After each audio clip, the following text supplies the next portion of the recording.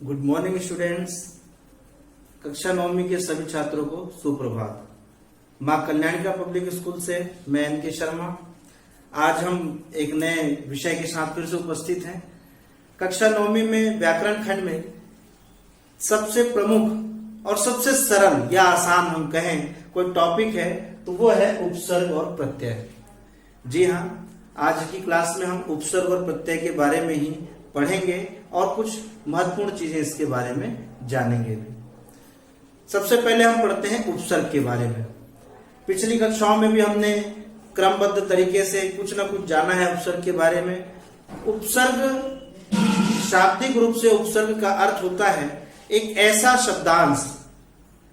शब्दांश जो किसी शब्द के प्रारंभ में जुड़ करके उस शब्द को एक नया रूप प्रदान कर देता है, उसमें कोई ना कोई अंतर ले आता है, कोई परिवर्तन ले आता है, उसे हम कहते हैं उपसर्ग। जैसे कि हम यहां पर देख रहे हैं कुछ उपसर्ग है हिंदी में, अनु, निर, परा, नी, प्रति। ये कुछ ऐसे उपसर्ग हैं और जिनके कारण मूल शब्द जो होता है उसके प्रारंभ में अगर इन्हें जोड़ दिया जाए तो इसमें कोई ना कोई परिवर्तन आ जाता है। ऐसे ही शब्दों के अंश को जो अपने आप में पूर्ण तो नहीं होते, कभी कभी ऐसे पूर्ण भी अर्थ होते हैं, मगर अधिकांशतया ये छोटे छोटे शब्दों के अंश ही होते हैं जिनका अपना पूरा कोई अर्थ प्रकट नहीं हो रहा होता। जैसे हम सबसे पहले पढ़े अनु। अनु उपसर्ग को हम लगा दें उपयोगी या उपयोग शब्द के बारे में। उसके आगे अगर हम अनु लगा दें तो वो शब्द बन जाएगा अनुपयोगी। बिल्कुल अर्थ बदल गया। जैसे हम यहां पर लिखे उपयोगी एक शब्द है, यूजफुल जिसे हम इंग्लिश में कहते हैं। अब इस उपयोगी शब्द के प्रारंभ में अगर हम अनु उपसर्ग लगा दें तो वो हो जाएगा अनुपयोगी। तो देखो हम समझते हैं कि इस उपसर्ग के लग जाने पर अर्थात एक शब्दांश, एक छोटा सा शब्द का अंश लगा देने पर इस वाक्य में इस शब्द में परिवर्तन भी आ गया और इसका अर्थ भी बदल गया। तो इसी छोटे से अंश को शब्द के हम हिंदी में उपसर्ग के नाम से जानते हैं। निर एक और शब्द है।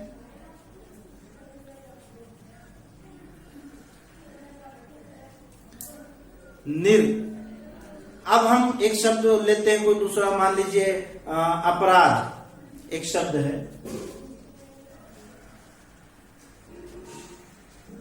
अपराध या अपराधी। अब हम इसके आगे अगर निर लगा दें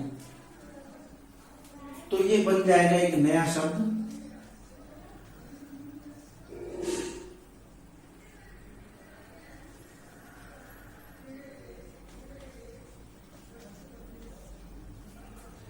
निरापराधी।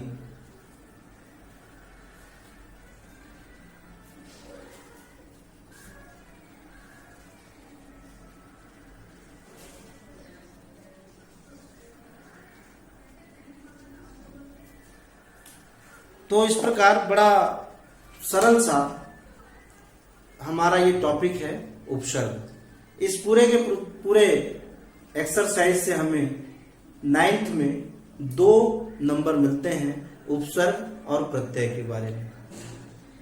इसी तरह से कुछ शब्द है परा, जिसे हम जय के सामने लगा दें तो पराजय हो जाता है।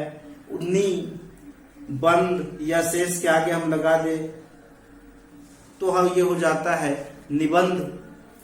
प्रति, ऐसे बहुत सारे हम उदाहरण ले सकते हैं जो छोटे से शब्द का अंश किसी भी शब्द के प्रारंभ में जुड़कर नए शब्द का निर्माण करता है, एक नए अर्थ वाले शब्द का निर्माण करता है, उसे हम उपसर्ग कहते हैं।